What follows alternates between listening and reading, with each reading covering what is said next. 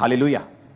जब आप वचन के साथ ज्यादा समय बिताने लगते हैं तो परमेश्वर देखता है कि ये मेरे लिखे हुए वचनों के साथ बहुत समय बिता रहा है। तो आप नोटिस करेंगे जो लोग बाइबल ज्यादा पढ़ते हैं उनको दर्शन भी ज्यादा आने शुरू होते हैं, सपने उनके चेंज होने शुरू जब आप बाइबल पढ़ने लगते हैं, क्योंकि लिखित वचन को पढ़ने से आपका जो आत्मिक एटमॉस्फेयर है आपकी लाइफ का वो चेंज होना शुरू हो जाता है। आप अपनी सोल को फीड करना शुरू कर देते हैं।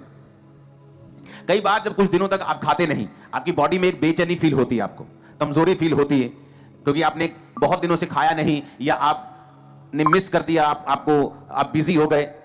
और उसी तरह से आत्मा की जो सोल है, जो आपकी स्पिरिट है, उसका खाना बाइबल है। कई बार आप बिजी हो गए और आपने बाइबल पढ़नी बंद कर दी, आप देखेंगे कि आपकी आत्मा में, सोल में एक अजीब सी बेचैनी होती है। जब आपकी जो सोल है, आपकी स्पिरिट है, उसका खाना वचन है, प्रेयर नहीं है, फास्टिंग नहीं है, वचन उसका खाना है। जब आप वचन को नहीं खाते, उसको फीड नहीं करते, एक अजीब सी बेचैनी आपकी लाइफ में रहती है। दूसरा, आप प्रभु से डिस्कनेक्टेड रहते हैं।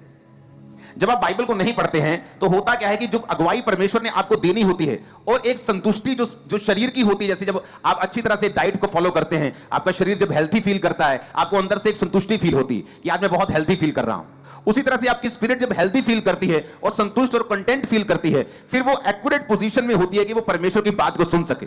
और जब आप परमेश्वर की बात को सुन के चलते हैं, जो मसले आपके सामने ही होते हैं, कई बार सोल्यूशन आपके सामने होता है। वचन क्या कहता है? वचन कहता है कि जब अब्राहम ने हाजिरा को अपने आप वहां से निकाल दिया अपने घर से सारा के कहने पर, तो सारा और उसका बेटा जब जा रहे थे, हाजिरा रोने लगी। हाजिरा और उसका बेटा जब जा रहे थे तो वो रोने लगी, और परमेश्वर ने, दूत ने प्रकट होकर उसके बोला कि परमेश्वर ने तेरे रोने रोने को नहीं परमेश्वर सुनता, इसलिए नहीं कि वो रो रही थी, प्रभु का दूत प्रकट हो गया, उसने कहा तेरे बेटे की प्रार्थना सुनिए। बेटे को प्रार्थना करनी कहां से आती थी? क्योंकि वो अब्राहम के साथ रहता था।